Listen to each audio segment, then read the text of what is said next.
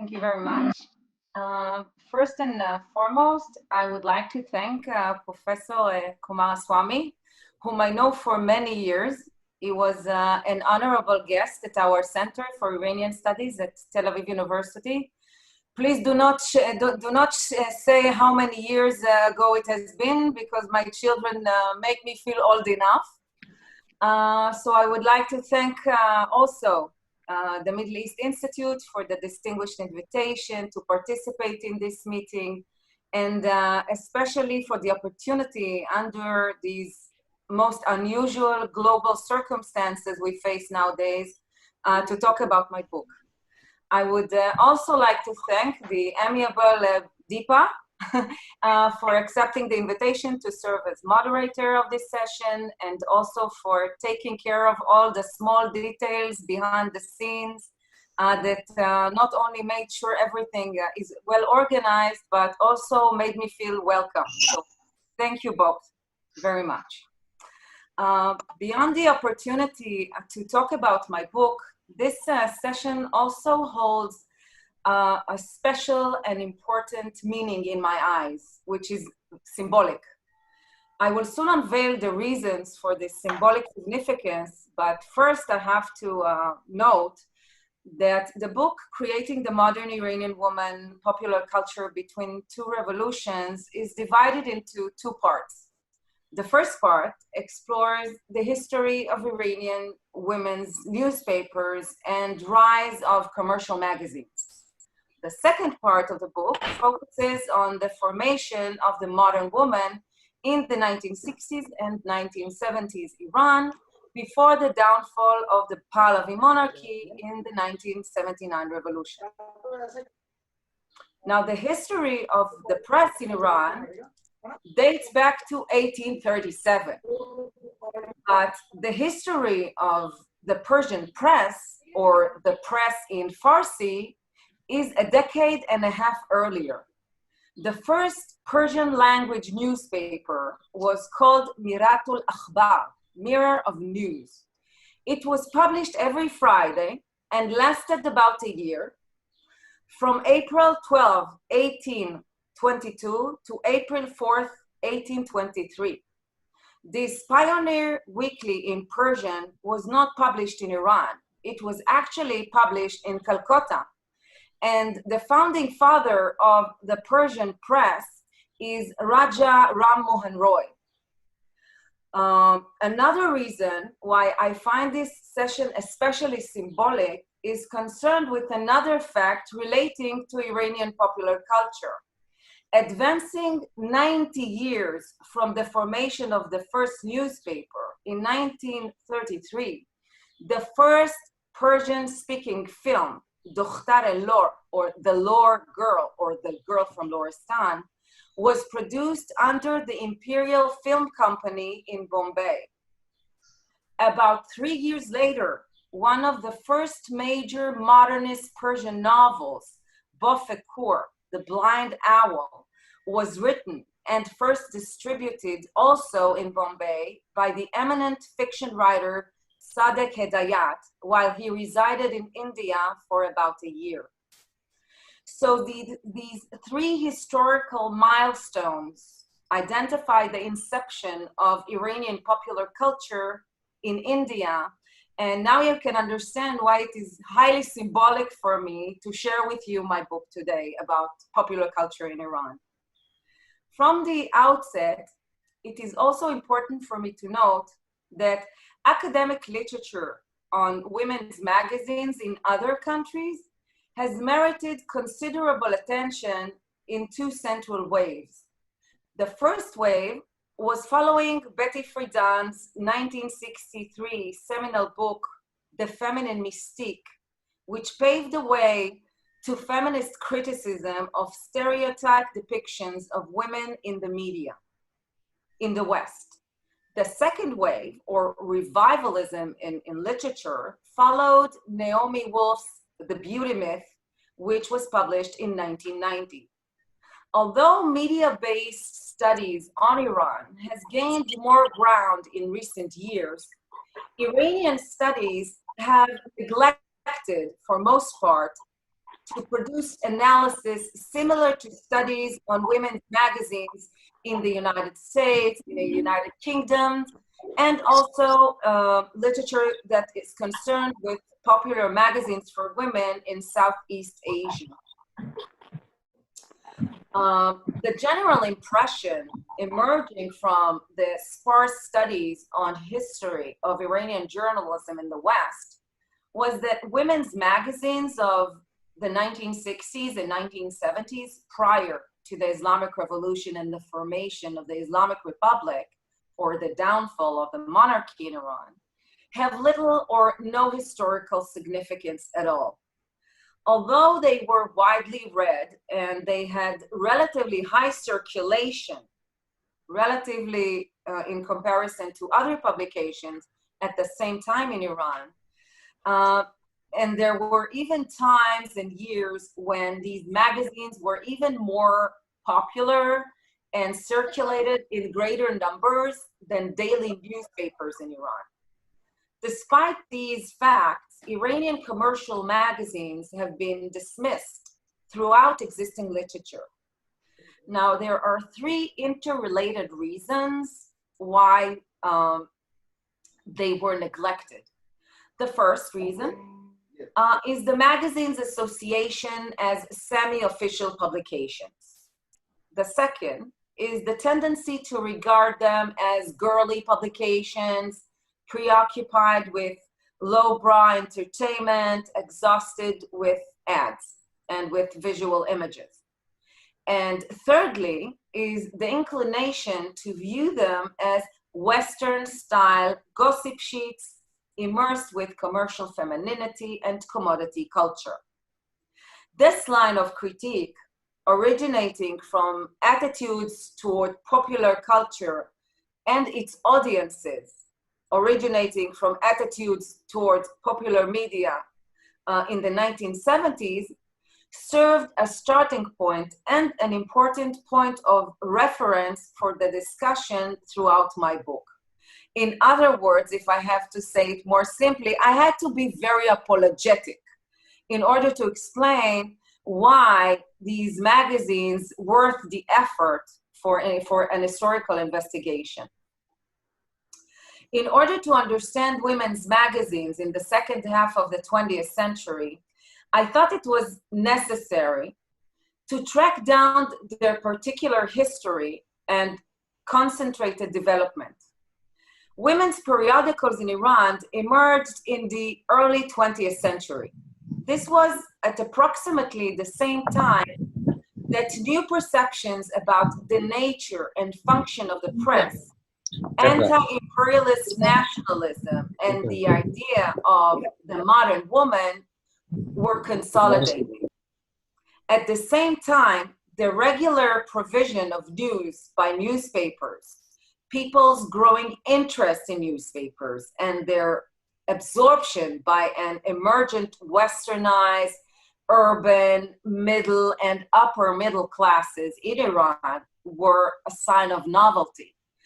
They were a sign of progress and change, and they were signs of change and novelty no less than the progressive ideas that publications endorsed. Not in Iran, as in other places for women's magazines. The publication and circulations of women's writings was a serious infringement of long-standing sociocultural taboos. Therefore, they encountered occasionally fierce objections. The appearance of women's periodicals a century ago was not just a sign of some form of social change. It was actually implicated in the very process of change itself, and hence it was an important component in the definition of the modern woman in Iran. As a popular print format, the first women's periodicals in Iran, and also the later ones that you can see their covers behind me, were obviously not an isolated phenomenon. By the early 20th century, journalistic ventures for and by women were already advanced throughout urban centers of the Middle East. Several women's supplements and journals were already published in major cities in the Middle East, most notably in Istanbul, in Alexandria, and Cairo. Now, each of these earlier publications has its own particular experience, its historical context, and cultural input. I'm not arguing about that. Nonetheless, taken together, they share several broad features that apply to the Iranian case as well. The earliest initiatives by female pioneers in Middle Eastern print media emerged against a backdrop of rising notions of modern nationalism and indigenous movements for reform.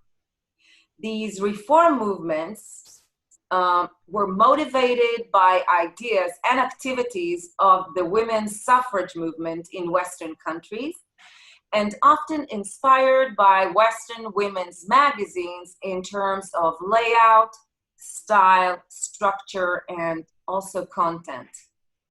Despite heavy borrowing from their Western counterparts, contrary to common assumptions, Western liberal notions were not simply mimicked by Eastern periodical press.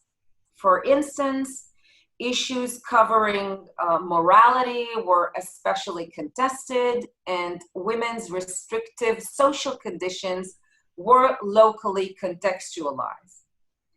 Now, conveying the thoughts and feelings of literate and educated women, predominantly from the more established segments of society, early journals by and for women of the region were primarily concerned with education, or more precisely, with women's rights to acquire modern knowledge. Hence, the primary feature to characterize the modern woman entailed access to wider sources of updated and practical information. Iranian women's early initiatives in journalism were conceived and born out of the turbulent years of the popular movement for reform that reached its climax in the constitutional revolution of 1905-1911 in Iran. The constitutional revolution temporarily provided congenial atmosphere for self-expression, and the first newspaper published by a woman in Iran was founded in 1910 in Tehran. The publication was called Danesh, Knowledge. It was founded by a woman who identified herself not by her name, but by her titles. She listed herself as Mrs. Dr. Kahal. From its very beginning in 1910, this periodical proclaimed itself to be a useful newspaper for girls and women on issues of morality, domestic science, child rearing, and married life. It did not offer high political news, but rather instructive information and practical knowledge. Even entertaining elements in the form of translated serial stories were included in it.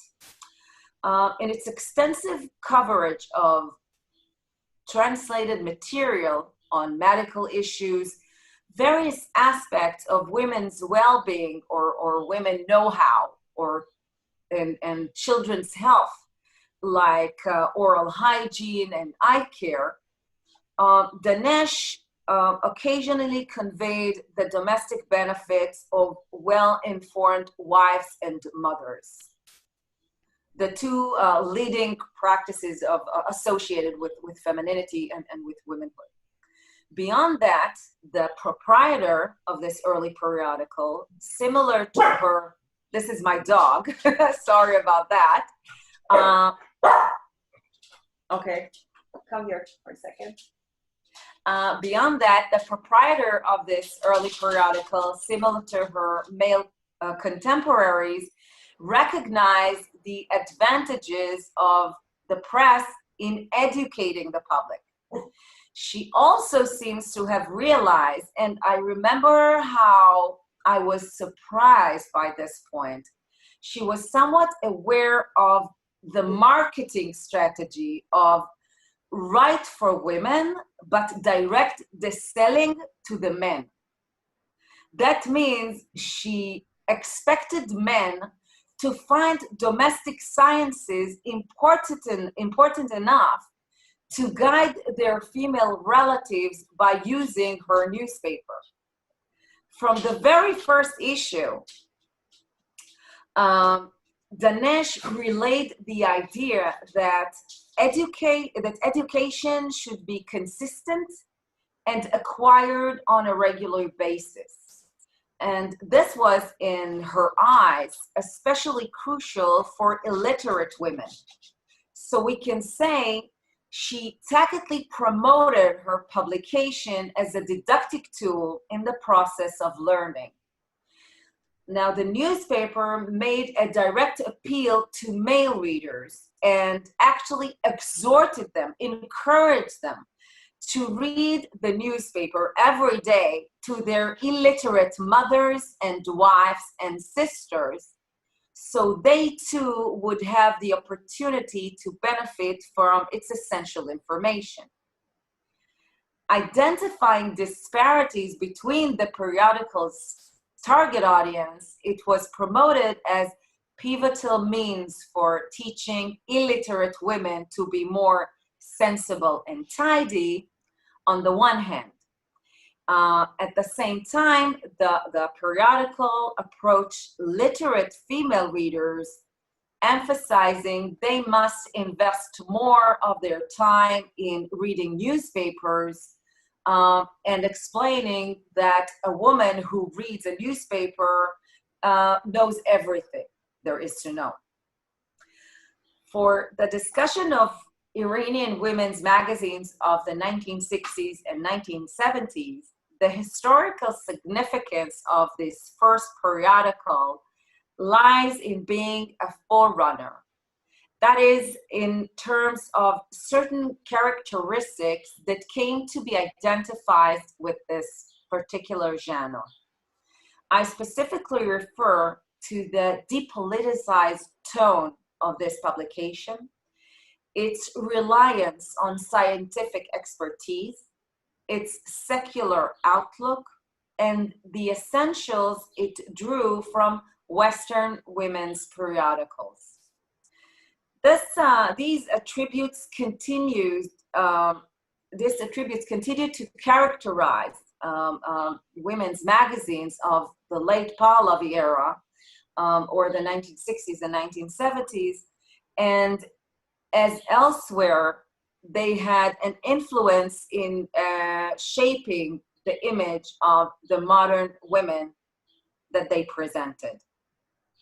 A similar point applies to some of the challenging obstacles Iranian women's magazines had to face since their inception. One such obstacle, and I'm not saying that it relates only to Iran, we can find similar obstacles characterizing women's journals around the world, was related to the high illiteracy rate in the country. In 1925, and we don't have a lot of information or data about literacy, so we have to take it into consideration that maybe it's not exactly accurate, but this is the only data that we have so far. So in 1925, literacy rate among urban women in Iran was barely 5%. 3 decades later, according to the 1956 census, it reached 7.3% nationwide. Now, the low literacy rate, especially among women, had major implications. It implicated the circulation of print media. It implicated the formation of readership and the number of potential female writers who could contribute to the content of these publications. These figures also explain why expanding education was the principal objective of early women's activities in Iran. Now, women who founded the first periodicals strongly believed in education. They also established, in addition to running newspapers, they also established social association, and they also founded girls' schools and used the press and the periodicals and other publications to further their cause. That means advancing women's right to education. Although Iranian print media pioneers consistently supported the right of women to attain practical information, they essentially did not undermine women's traditional roles in the family. So this is also an important point that lasted throughout the ensuing decades. Many of the pioneers in the field passed their legacy on to their daughters and to their students. Their messages typically referred to a national framework to legitimize their claim. So they argued that women needed education not because they were equal to men,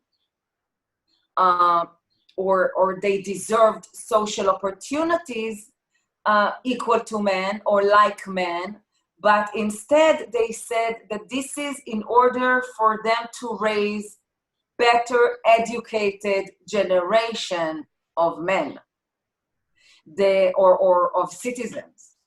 They also explain how it was meant to serve other national interests via patriotism, in order for women to teach their children to be better patriots, or what it meant to be a patriot. They said that it is important for the mothers to be more educated in order for them to be better teachers, especially at home. Patriotic notions were emerging, especially on the backdrop of growing foreign influence, especially European, in the early 20th century. The response was manifested in Iran's ambivalent perceptions of the West, or what it perceived as the West, fluctuating between admiration, suspicion, and hostility. Notions of modern womanhood were also affected by these ambivalent perceptions of the West. The more outspoken and affluent upper-class women, who were politically aware patriots, worked to advance women's cause, and they worked to enlighten and to awake the less privileged among them, while maintaining the ideal of a faithful wife and a devoted mother. The new woman they came to represent and also to advance through these periodicals exhibited a degree of independent spirit. She also exercised, we can say, more control over her life, and showed interest in obtaining a more active role as member of society.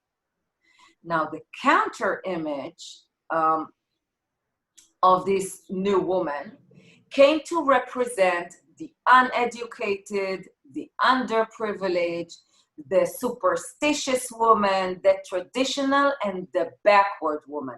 So that was the negative associations of what it meant to be not a modern woman. It was mostly negative at this stage. Variations of this image were incorporated into the modernization discourse of the Pahlavi state during the ensuing decades of the 1960s and 1970s. Prior to that, by the mid-1950s, Special periodicals designed for women sprout the Iranian scene, but most of them survive only for brief periods due to lack of social support, financial setbacks, suppressive state policy, or a combination of these factors. In most cases, female publicists discovered what many learned before them, that publishing was not an easy undertaking, or in other words, that it was a lot easier to establish a periodical than to sustain it over time. I've already mentioned that a central obstacle periodicals had to overcome was rooted in the low literacy rates, especially among women in Iran, and that it had many far-reaching implications. Now, biographies of women journalists from the 1960s and early 1970s indicate that knowledge of foreign languages, in addition to academic education or higher education, was an important criterion, if not a prerequisite, in the magazine's employment policy. The relatively high number of female employees with proficiency in foreign languages, some of them knew even 3 languages in addition to Persian, attest to the overriding importance of translations in Iran's print media. Many of the materials were translated from French and to a lesser extent from German and Italian. The dominance of French dates back to the status of France as the most important model of modern secular culture in Iran during the last decades of the 19th century onward. It was reinforced by the creation of Dar el-Funun in 1851. This was the first modern institution of higher learning in Iran, which was inspired by the École Polytechnique in Paris. Another source of influence was the ongoing reliance of the modern Iranian educational system on French models and lexical borrowings in certain semantic fields. For instance, until this very day, the leading word in Farsi for thank you is merci. Just one example. The French influence began to recede gradually after the enthronement of Mohammad Reza Shah in 1941. And the presence of British forces during World War II coincided with the emerging dominance of the American culture, paved the way for increased use of English. Now, despite these changes, Iranians continue to identify modernization with Westernization, even as European models were being replaced by American educational aid in the 1960s and 1970s, and the US cultural influence, not only, of course, in Iran, but across a lot of many other countries around the world. It is important to note that translating of foreign sources was one aspect of a broader trend that I call in the book borrowings. Borrowings, one might call them copycats. Today we would say it's cut and paste, but it's not exactly the same thing, but because it involved translation. Included extensive quotations and replicating a variety, also not only of text, but also of visual materials. Even advertisements, for example, they were Western made, but in Iran, they just translated the captions from other languages, either German or Italian or French to Persian. Translating textual content from foreign magazines range from closed copying through adaptation and referencing with various degrees of modifications to the original text. There were some protests from foreign governments against the general violation of international copyright laws, but overall, we can say that this was a phenomenon of globalized proportions, and it prevailed in the earliest women periodicals in Iran as elsewhere.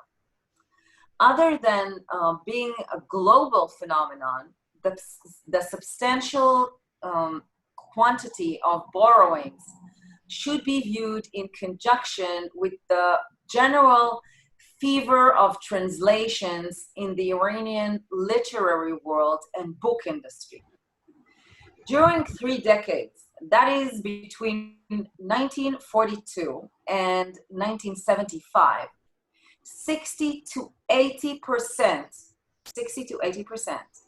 of the 40,000 non-textbook titles printed in Iran were reported to be translations or adaptations of foreign text. That means that almost everything that was published in Iran at that time in terms of books was actually foreign or translation. A cluster of factors prompted the large proportions of borrowings through translations and replications of photographic materials in Iranian women's magazines as well. Liora, you have 2 more minutes to wrap up, please. Okay. So I would just say just about the factors of this entire translation and borrowing. One factor was related to the chronic shortage of female journalists. Another factor derived from the scarcity of original materials produced by local women of letters. Most women in Iran, even in the 1960s and 1970s, were not, even if they knew how to read and write, they were not accustomed to share their intimate thoughts with the general public and in print. And their family and society at large did not encourage them to do so either. When some women thought or sought to undermine sociocultural barriers that surrounded the private domain and used the pain to unveil themselves and express themselves, they many times encountered a general paternalistic tendency to devalue the significance of women's issues. Now, there was also the question of a small market in Iran that they had to overcome. So we can say that generally speaking, media products tend to be expensive to produce, but cheap to reproduce. And when we take into consideration these elements, we can understand why, when we look at these periodicals, women's periodicals from the 1970s and the 1960s, or 1960s and 1970s, we can say that they look like Western magazines for women, only in Persian. There were, of course, a lot of adaptations and a lot of original materials, but it was to a lesser extent governing the media, and that's why it gives the impression that they were just Western and adaptation to capitalism in Iran. And of course, this led also to their identification with the policies of the Shah. And I will stop here.